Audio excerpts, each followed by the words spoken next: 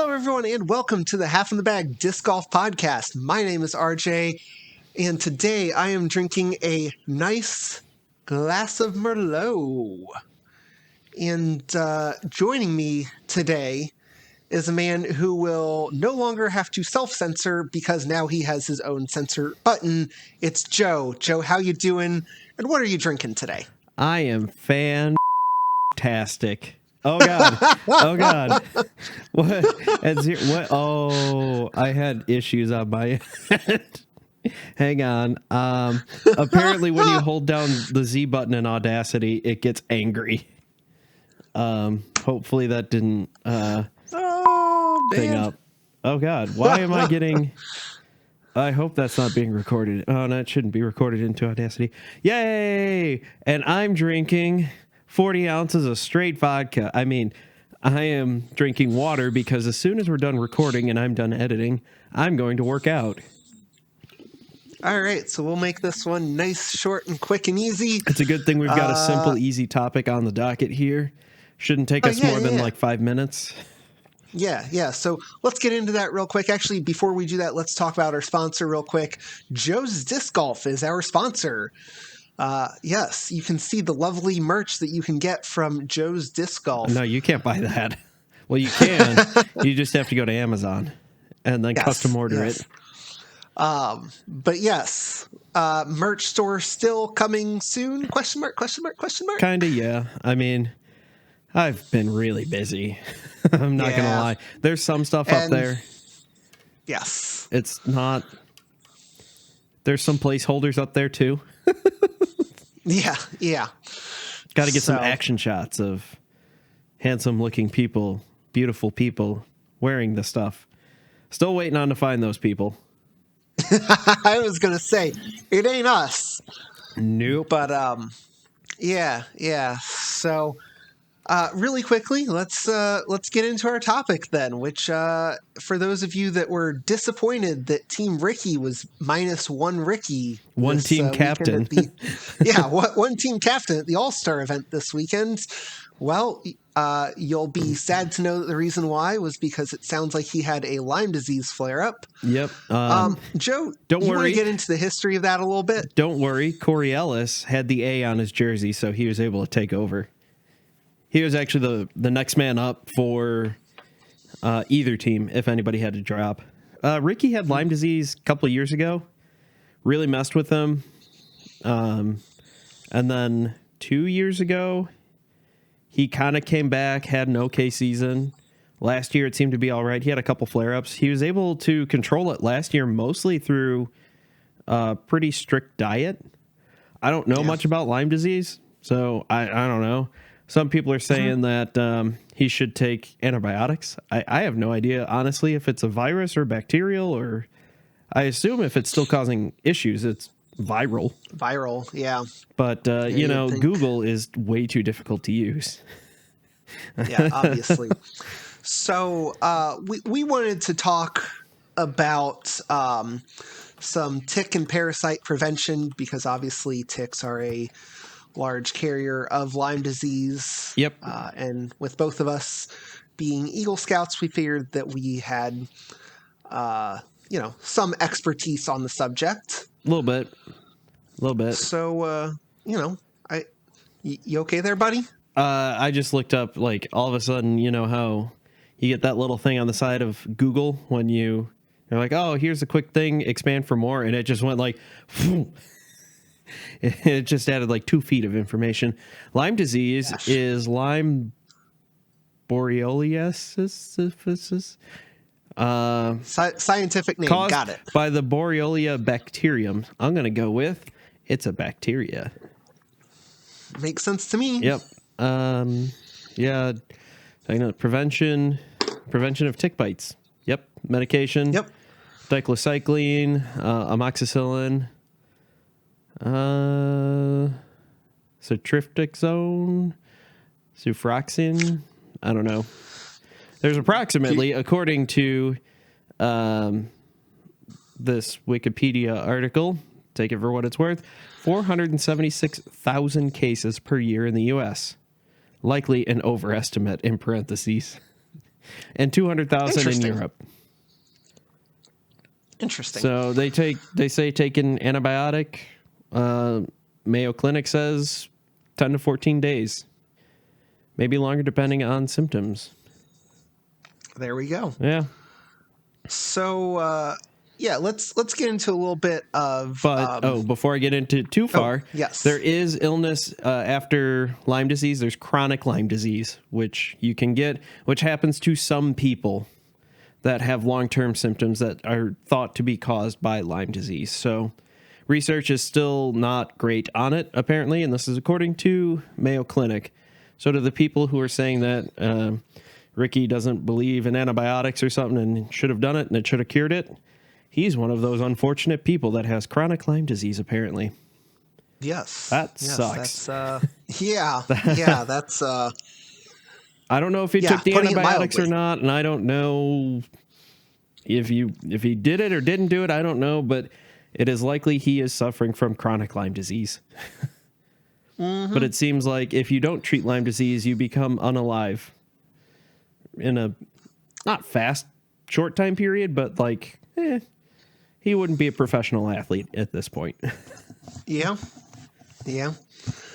So all this talk about creepy crawly bitey stuff now has me trying not to itch everywhere. It's not nice to talk about your dog that way.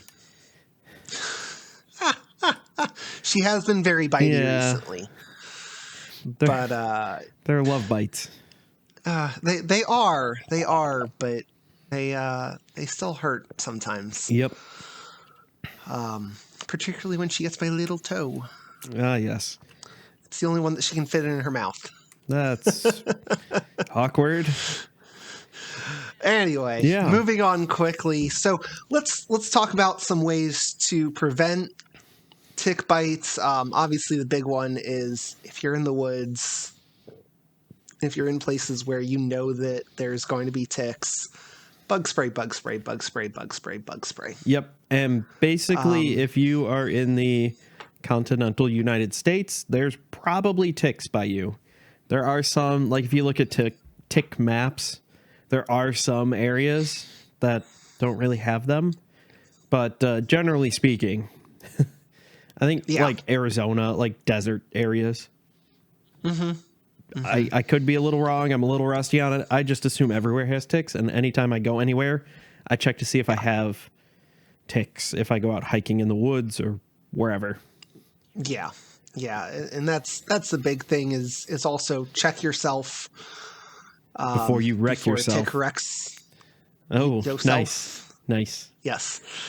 But yeah, so doing that and, obviously the preventative measures of bug spray, wearing long sleeve clothes or long sleeve pants. And we understand that, if you're going out to play a casual round of disc golf in July in the Midwest, you're probably not going to wear long sleeves and long pants. Get it? Absolutely not. Totally get it. Absolutely not.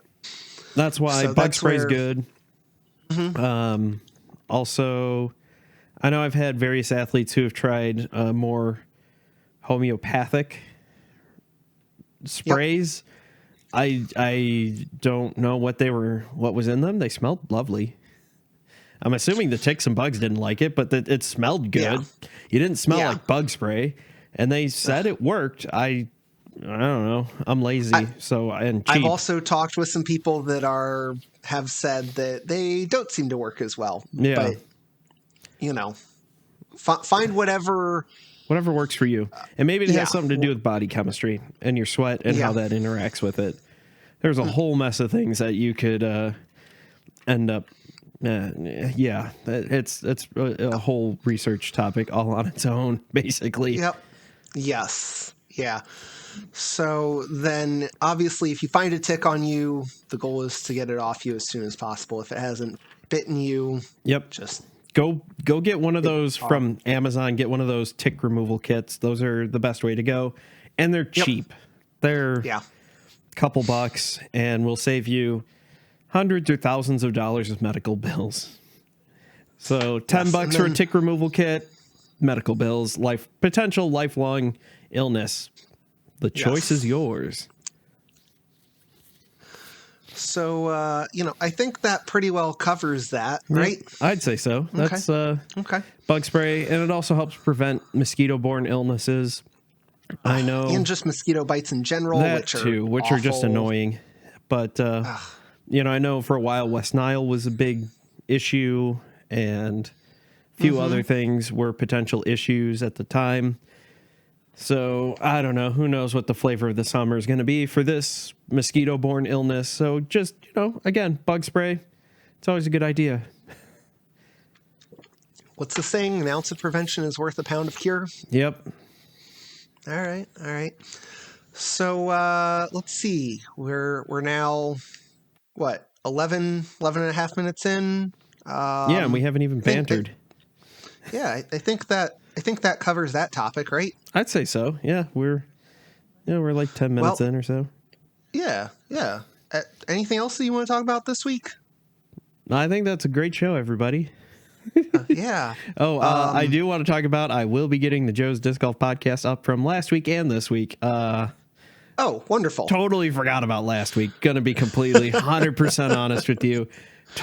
I forgot to hit record for Audacity, so I had to download it from YouTube, which is just something I don't do. And then I just forgot. And then I'm in the middle of recording on Friday, remembered to hit record and went, oh, and was like, oh yeah, about that, guys. Sorry. Yeah. Double episode this week. Woo-hoo. Probably a triple episode because I'm going to try doing something new of a preview show of Las Vegas Challenge. We'll see how it goes for the first couple tournaments. All right. Talk about the excitement. The playoff last year was exciting from Las Vegas Challenge. You had Drew Gibson taking it home, beating Gannon Buhr, who you might have heard of in the news recently. I don't know why. Yeah. Let's see. He's 17. Prodigy's Gannon Buhr, right? Maybe. Well, yeah, I think that's a good description for it. Maybe as an answer. We'll have more answers March 6th, I believe. Maybe. It's a legal case, so I always expect that there will be fewer answers until there are more answers. Yes, it is. From what I understand, the court case that's coming up, or the hearing on the 6th, is more related to just a preliminary injunction. So who knows? Yeah. So let's we joked that this was going to be a short episode. Let's actually get into the topic that we wanted to talk about, which is that, of course, that Gannon Buhr Prodigy, I guess, hot mess, lawsuit and countersuit. Yeah. No, I think it's just lawsuit. Because it's Prodigy suing Gannon Buhr for breach of contract. Because Gannon was trying to get out of it, of the contract for material breach of contract, which I found out means something like they didn't pay him, as what makes it material based.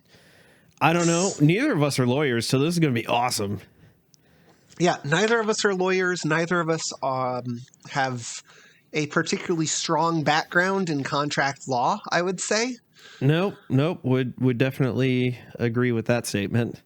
And yeah, I need to reach out to a lawyer I know and see what they have to say on this case. I haven't found out who Gannon's lawyers are, so I'm hoping they're not the lawyers so they can actually talk to me. that would be good. Yes. So let's talk through this real quick. So obviously Prodigy is suing Gannon because they are saying that he is in breach of contract, basically, because he is not using their product like he agreed effectively. Essentially. And right now it just feels like, because all we have are the accusations, so it just feels like that Spider-Man meme of him pointing at himself. And that's like, you're in breach of contract. No, you're in breach of contract. That's what it feels like right now. And the only one we could probably say for sure is Gannon, at least from the Prodigy aspect, just because he's trying to leave and he said he's leaving and he has assumedly a new sponsor lined up. Yes. As for the other stuff, like, I don't know. We'll get through that. There's There Right. are 5 different things that Gannon Buhr has alleged to have caused this contract breach. Yes, So, these are the alleged contract breaches that Gannon has accused Prodigy of yeah. basically not fulfilling. I'm going to go ahead and read these because trying to summarize these Oh, God. would not be great. We'd miss something. Yeah, we'd missed something. So this is, I'm going to go ahead and read this from the Ulti-World article. Yep. They have a great summary. They did a Yep. really good job with Yeah, it. they did a really good job with this. So this, again, the alleged contract breaches on Prodigy's end are Buhr didn't receive a PDGA Rookie of the Year commemorative disc despite promises that he would get one. Mm-hmm. Buhr did not receive regular sales reports to verify royalty payments on disc sales. Quote, my mom and I were told that we could see those at any time, but they have never been sent to us, even though Prodigy knew that was very important for us to have, he wrote, end quote. 3, Buhr did not get to select which signature disc he would receive, and that he was promised 2, but only received 1, which has negatively impacted his potential earnings. 4, Prodigy's disc quality is poor and the molds are inconsistent, and that he made such complaints known as far back as June 2021, with flashing being a particular quality control concern. And 5, that he was owed $500 in unpaid bonuses. Yep. So So that's what Gannon and his side are alleging. Yep. They're saying that Prodigy is in breach because of these things, and Prodigy is saying, for that, no, we're not. right. Well, Basically, Prodigy is saying they have upheld their legal duty according to the contract. Again, we're not lawyers, so it's hard for me to say for sure yeah. what the... So I did a little bit of looking into this. There's also a good breakdown on Reddit. If you want to find a link directly to that Reddit, go to the Joe's Disc Golf video, and then about the whole Prodigy sues Gannon Buhr, and then the pinned comment has it. Because I'm assuming by the time this video comes out, that will not be like the top of Disc Golf r/disc golf. So, you know, I'm not saying to watch the video. I am saying watch the video. Please watch the video. But also, if you just want a quick link to that, just do that, because that'll take you straight to there's somebody was able to post 8 pages of the lawsuit, the whole thing, which was an interesting and confusing read for someone Yes. who speaks very little Latin and Greek, considering we're in the medical field. These are new words from those languages. Yes. And yes. then words that I look at and go, those aren't words. There's those. How is that a word? But so in Georgia, where Prodigy is based out of, and I'm assuming this lawsuit is based out of, you can have a verbal agreement contract if both parties agree and everything. I don't know if that's what happened or not. I don't know how, probably depends on who sent it from Prodigy side. If it's a text message or phone call or email or whatever for some of that stuff. Like, I guess one of the guys on Reddit said that they read through the contract and there's no mention of a Rookie of the Year, anything in the contract, or it was fuzzy on the signature discs. So I don't know. It says it was promised to him, if that's in writing, if it's not. Apparently in the contract, there's a clause in there that says everything has to be in writing and signed on by both parties. So I don't know how that works. There's a lot of things that are going to be fought out in court, which will make a huge difference in this case. Yeah, I suspect what this case will come down to, and again, this is purely speculation, is basically how the court interprets those non-written contracted promises. Because I kind of read the little bit of, there's a law firm, Carroll Law Firm. I have that in one of the other comments in that video that did a little breakdown. They're like, these are the 3 ways that Georgia can enforce verbal contracts. Here are the 3 ways that they don't, and they almost contradict each other. Because legal, yes. if you have one, preposition in the wrong spot, it voids this, it changes the, so I don't know. I think that what we're really about to see this is going to be precedent. It's going to be precedent, and I think that we're really going to see it change how disc golf contracts are. Yep. I know that we've said that. I think the last 2 off seasons with the big Ricky Wysocki deal. Oh, lawyers were looking at that one. Oh, $1 million a year, and same with Paul. Yeah, same thing. I think Simon's deal. Oh, same for sure. thing. Especially when we're talking about buying out contracts from other places. If there was a buyout clause in Gannon's contract, whoever is trying to pick him up would have paid that.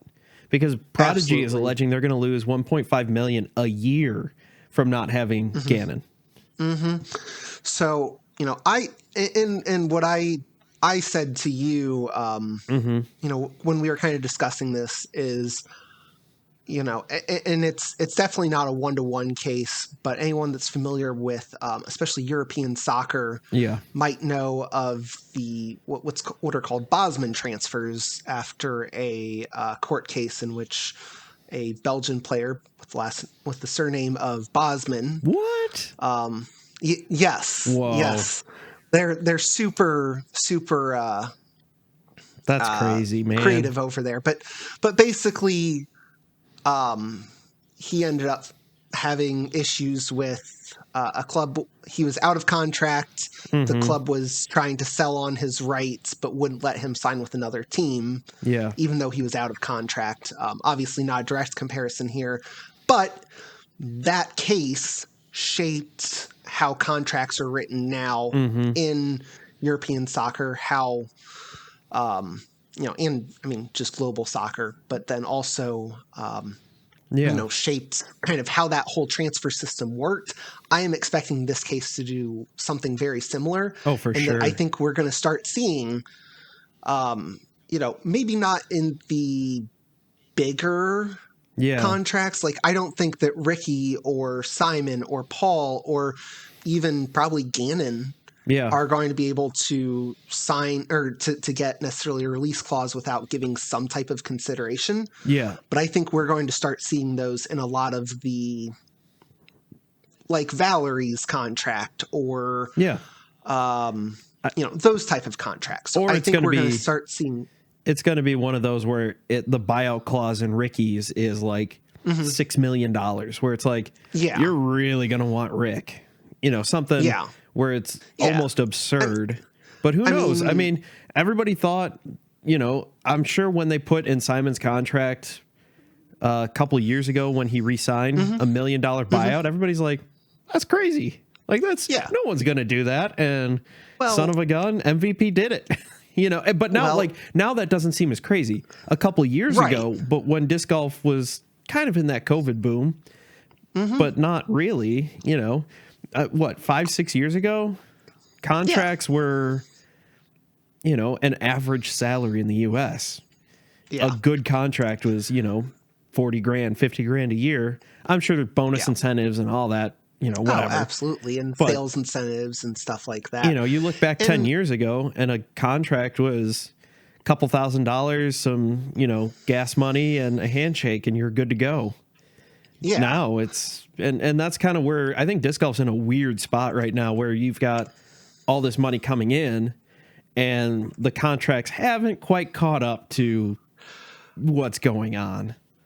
Well, and again, if a company really wants to throw money at someone, they will. I mean, again, going back to soccer, in I believe it was 2017,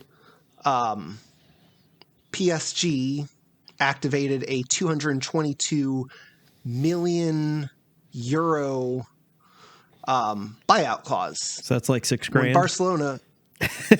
That's more than that. I know your conversion rate's a little on the wrong direction. Oh, I was thinking of Venezuelan dollars. Yeah. But basically, again, that was a situation where, Yeah. because in Spain you have to have a buyout clause in the contract, Barcelona just put one in there as like, this is absurd. Nobody's ever going to pay this money. And if they do, well, hey, take them. That's fine.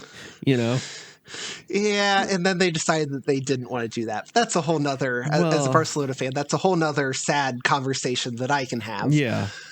But yeah, I mean, I think that we're going to start seeing these contracts structured differently, where we're going to see options like we do in the NBA and the MLB. Pretty much every other sport. Where people can opt out. Yeah, where people can opt out after however many years. Yeah, we're going to see, those sales incentives. We're going to see more bonuses. Yeah. We're going to see, again, all these different things. I think that this case specifically, and again, we've talked about this before with the big contracts that were getting laid out last year. Yeah. But I think that the ugliness of this going to court and how much of the he said, they said type of thing that we're getting here. Because again, I don't know where these different where each of these different location or companies are located. Yeah, that's going to change that's going to change what courses are, or what courses, courts are able to enforce. Like you look at, Discraft is based in Michigan. You got Dynamic Discs in Kansas. You've got Latitude 64 in Sweden. I mean, I don't know how that works out. I'm sure there's a way. I'm sure they have some whatever. Yeah. And then like you've got all these companies all over, but at the same time, courts can go right now. There's like no precedent in the sport of disc golf. So this judge is just going to have to look at what's close enough. Regular contract law. Yeah. And what's close enough. Like maybe what happened in other individual sports. So golf, tennis, MMA. Which, I don't know. I'm just, I think is totally, I mean, we really don't have a precedent for this. Yeah, this is the first time that... What other sport is the manufacturer the driving source of income for the athlete? That's a good question. I don't know of another one. Exactly. You can get sponsored by a manufacturer in golf, but they're not like... Yeah. Unless you're Tiger Woods and Nike. Yeah. Okay... Callaway and Titleist are going to have their sponsored athletes, but they're not the main driving force. No, but I mean, you look at it, the guy who makes last cash in a golf tournament, in a PGA tournament, still makes a ton of money as last cash. And here you make last cash, you're getting maybe enough gas money to get to the next tournament, depending on where it is. Yeah. Well, Kristen and Ricky both set headlines. And Paul now. And Paul, because they finally breached the, what was it? $1 million in one season. $1 million in one season? Yep, from winnings. I need to clarify. Yes, from winnings. So Kristen did it, and then a couple hours later, Ricky did it. And then Paul played in a couple more A tiers and crossed the threshold by, I think, a couple $100. With a couple hours to spare? in December. Just playing some local A tiers and stuff. Because, it's Paul Macbeth. He's going to show up and everybody's like, well, I'm going to be playing for second place at best. I'm going to get the best ratings boost of my career. No kidding. So, yeah.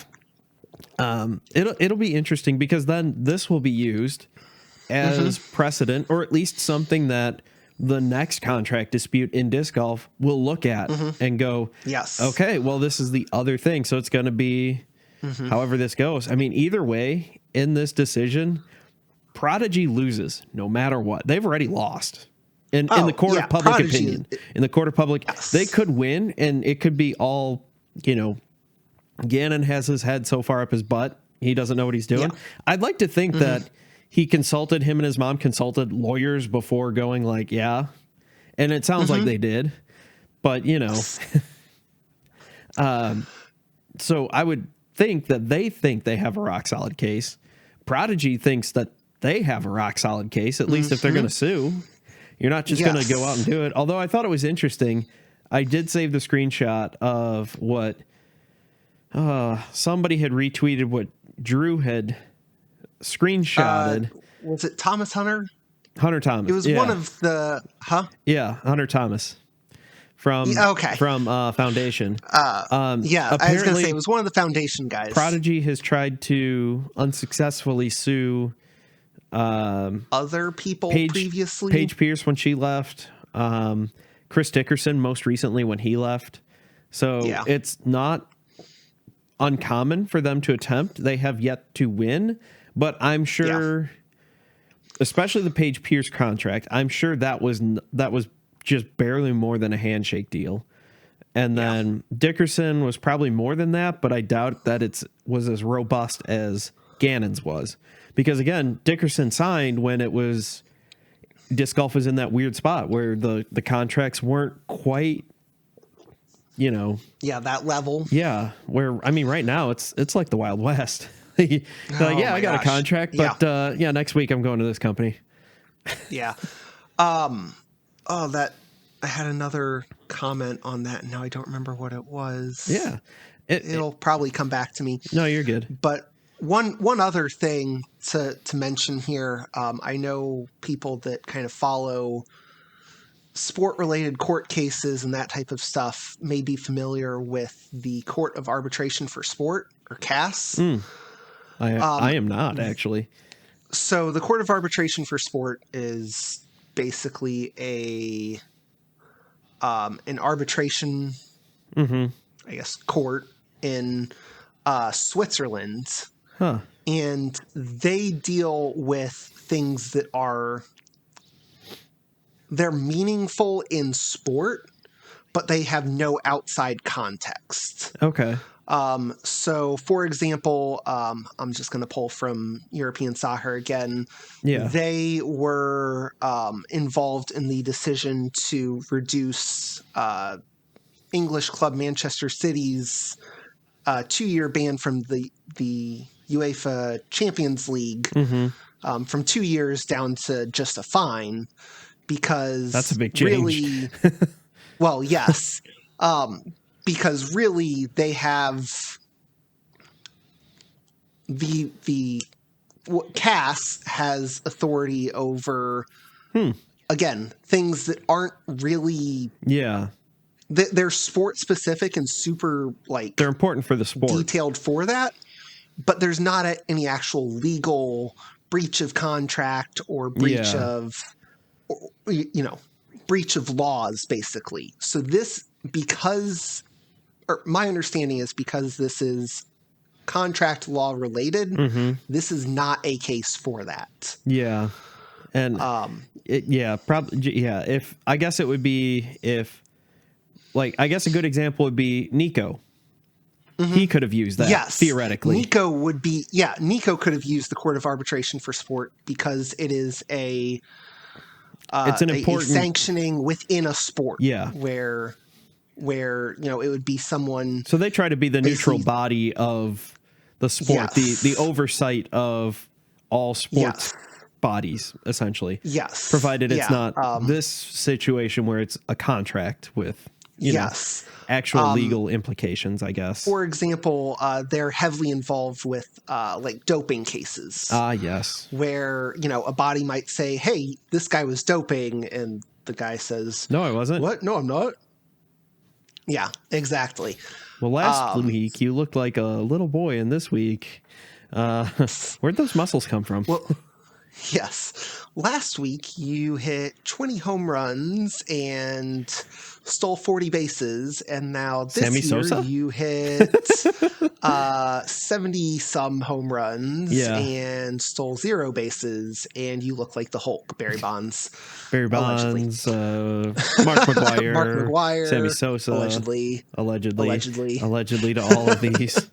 Yes, but if you look at their rookie card to a couple years later, I don't care how much you work out.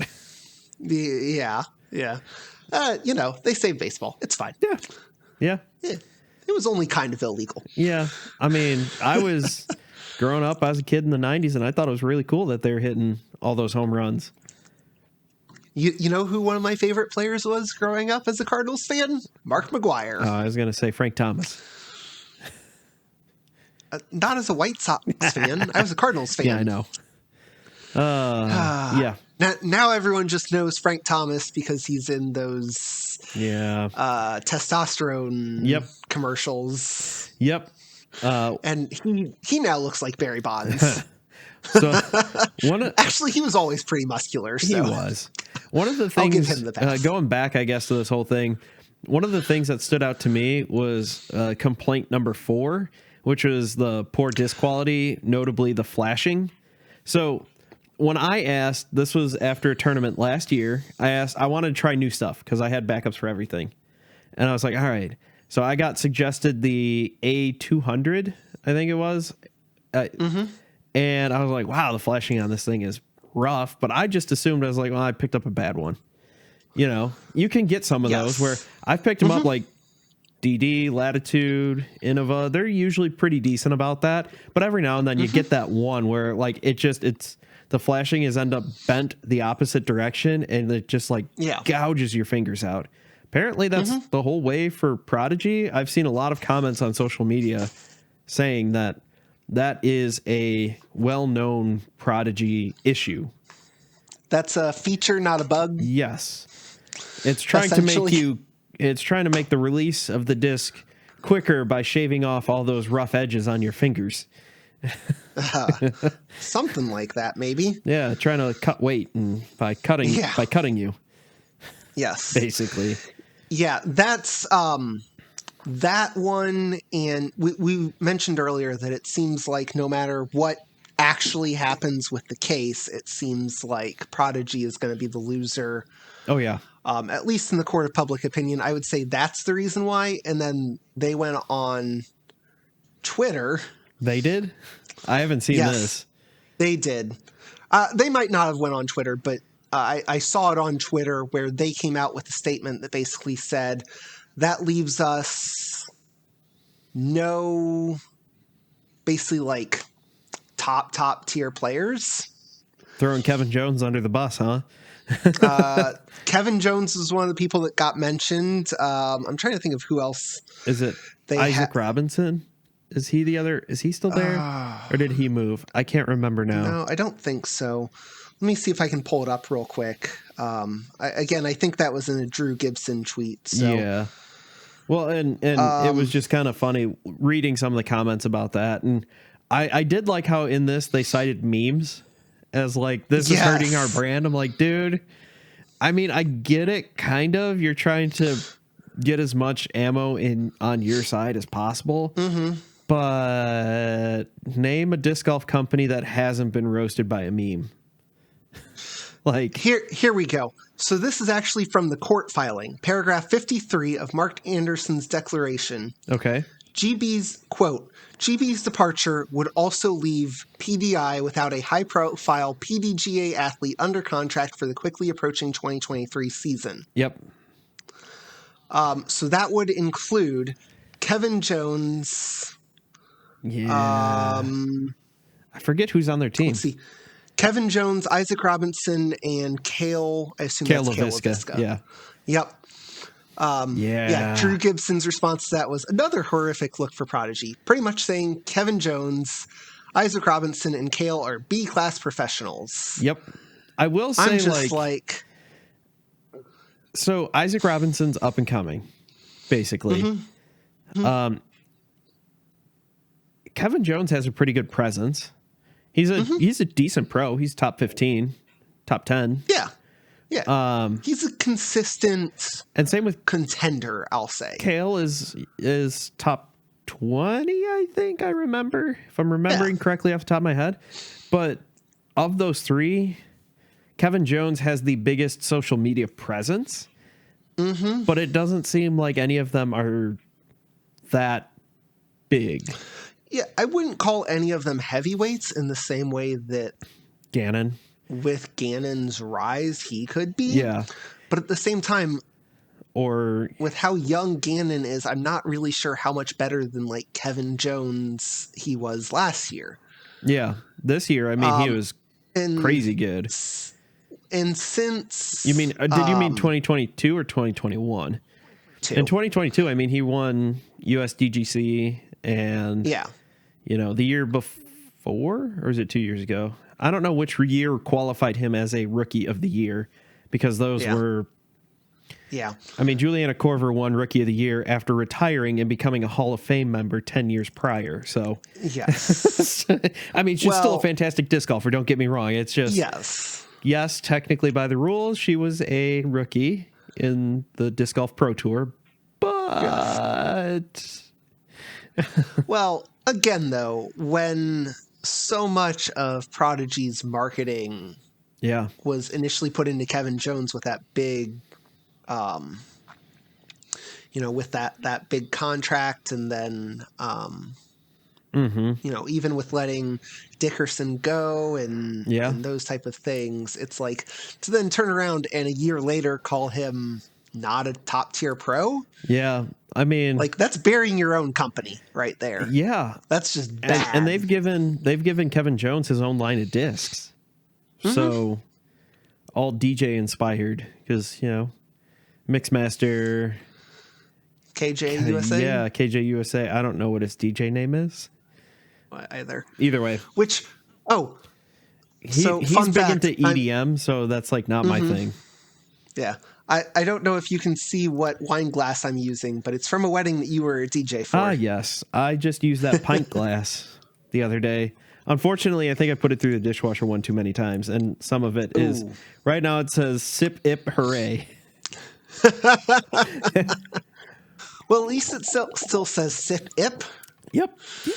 I don't know what else there is to really say about this. We'll be, following this. There's probably not going to be an update until March.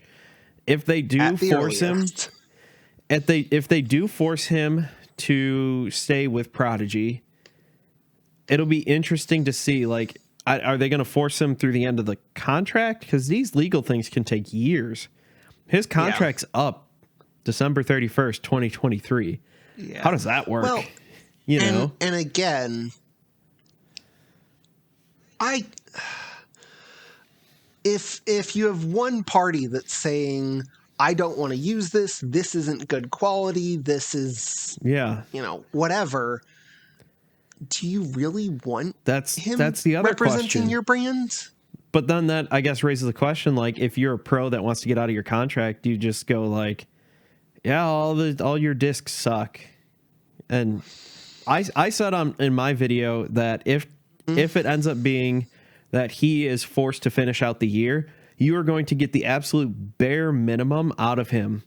Like I said, if he ends up winning a tournament, he's gonna be like, yeah, it was great out there, the conditions, everything. Yeah, oh yeah, Prodigy disc. And I threw the disc really well, and I did this, and this was crazy. And it's just gonna be like the absolute bare minimum.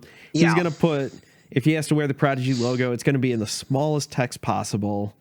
I think, like, but he also has to be careful too, not to be too much of a teenager, essentially.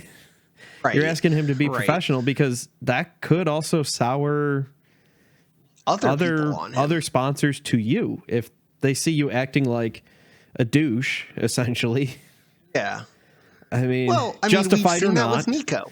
Yeah. In the sponsors are scared of sponsoring him, I would say. Yeah. And now you're kind of getting, no offense to Lone Star, but you're kind of getting to the bottom of the barrel. Well, and again, it's, sponsors are hesitant to pick him up. Yeah. They're hesitant to give him big contracts. Yeah. I would hate to see Gannon end up kind of blowing his big contract shot because he couldn't be professional with this. Yeah. And because this soured and scared away a big name. But all things considered, him being 17 now, like last year when he was 16, shockingly professional in all the interviews and and the interactions. You see him, like, even on like those, I guess, hot mic moments where they're all standing around waiting to tee off. Like, he's acting like a professional athlete. So he's got tens, if not hundreds of thousands of dollars riding on him being like not a dick, essentially, for the next, who knows, for the next 6 months, 9 months. Maybe they figure something out outside of court. I don't know. Yeah. I don't see this likely at this point. It seems like it's going to be a real ugly divorce. Yeah. One way or the other, regardless of how the court case goes. I don't anticipate this getting solved early. Unless they somehow come to a resolution outside of court, I suspect that we're going to see this probably come to a conclusion. I'm going to have a lot of content. I was going to say at the earliest would probably be June, July, somewhere in there. Yeah. Depends how backed up the courts are too. Yeah. That could be bad. I'll be interested. Unfortunately, it looks like Prodigy is going to take the L no matter what. It doesn't, like, in a way, I get why they're doing it. Oh yeah. But like, they had to know going into this, like, we lose. If we win, we lose. If we lose, we lose. And there have been plenty of posts on social media like, I'm never buying Prodigy again. I've never really thrown Prodigy. The one disc I've thrown, I didn't like it. And it just, because it flew like a Justice. And I have my Justice and I like my Justice. And it's also beaded, and that disc is not beaded. So I've made my opinion known on beaded discs. Yeah. I you know, and I am someone that looks at, when I try and buy discs, I try to hold companies to a certain standard. Yeah. Maybe that standard's a little bit more flexible for some companies than other companies. Yep. I'm probably a total hypocrite by saying that, by trying to do that. But the fact of the matter is, the way that Prodigy is going about this, it's a rough look for them. Yeah. And that's why I keep saying in the court of public opinion, like, they've lost. I'm trying to keep a balanced take on this. I mean, if I navigated and managed to have people say I had a balanced take for the whole Natalie Ryan PDGA policy change, I'm hitting my Z button. I'm hitting my Z button. I think I can keep. I think I can keep it balanced and just, here's the facts, and that's what I tried to lay out in the video I did, where I'm just like, this is what we know. I mean, you need to look into it and make your own opinion. Yeah. I'm not going to tell you. I'm going to try to give you as much information, but I'm also going to try to provide you links to the original source. So if you want to spend probably 5 years reading a legal document, unless you're a lawyer, then it's probably 5 minutes. Yeah. But and again, I think that's what we've tried to do here today, is try to explain each side of it, explain where it's going. Like I said, I don't know where it's going to go. I think we've both said it's going to depend on how the law interprets it. Neither of us are lawyers, so for us to speculate on where that's going to even then, lawyers are probably like, I don't know, man. Like, there's also a lot that isn't published in. Yes. Like, there's stuff that's redacted that could change. Like, one sentence could completely change how all of us look at it and go, wow, that side is a total douche, and the other side is totally justified. Yes, absolutely. So if there's any hard-hitting information, I mean, I don't think I'm expecting a Law and Order court case here, or even My Cousin Vinny, but there's some references there. But My Cousin Vinny, good law drama, or good law comedy. Joe Pesci. So again, if you want to find out more about this, there's of course the Ultiworld disc golf article. Yep. That has a lot of really good information. Yep. Additionally, there's a Reddit post. I will find, I did get a hold of a link to the actual court, like, where you can look up these documents for free. Yeah, and that's what I was looking for. It is, let's see if I even have that here.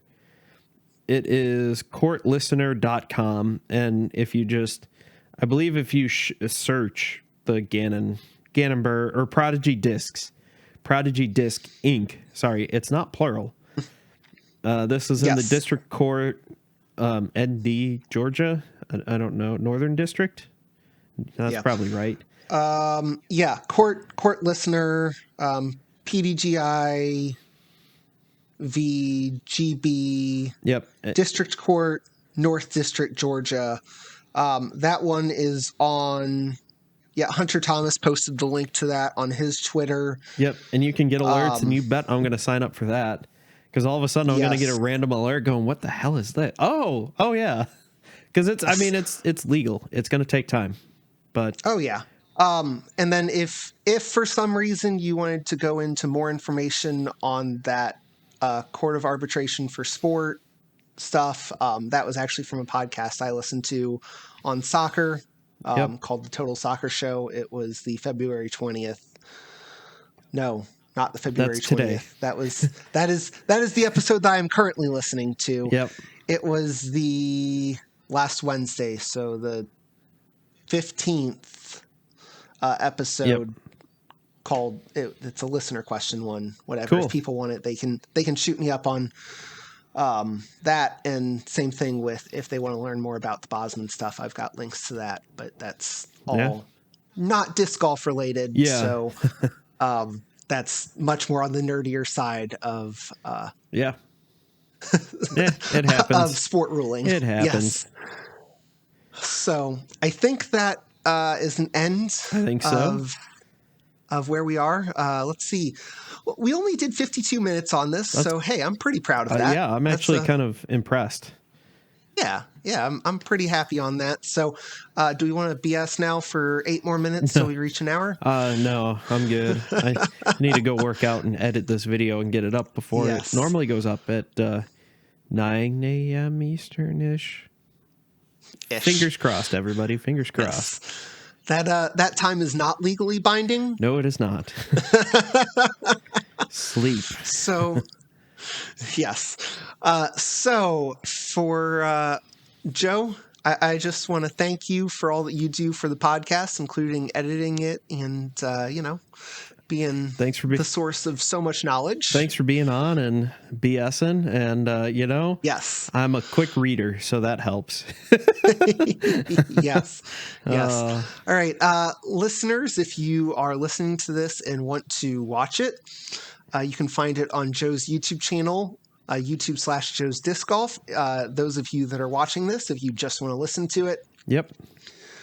You can find us wherever you get your major podcasts. And most importantly, listeners and viewers, thank you for taking the time to hear our thoughts and our attempt at laying out the facts of the Gannon-Buhr case. I thought you were about to go thoughts and prayers. I was like, what happened here? I missed something. I blacked out what hopefully happened. Ricky gets better soon, and make sure to check yourself for ticks. As a quick side note, it does sound like from his video that he could have played through it, but this being an all-star event and doesn't mean anything, he opted to take the extra time to recover for Las Vegas Challenge, which is smart. So that makes sense to me. Yep. So all that said, listeners and viewers, thanks for taking the time to listen to us today. Yep. Joe, thanks for everything. Everyone, enjoy your rounds. Bye. Later.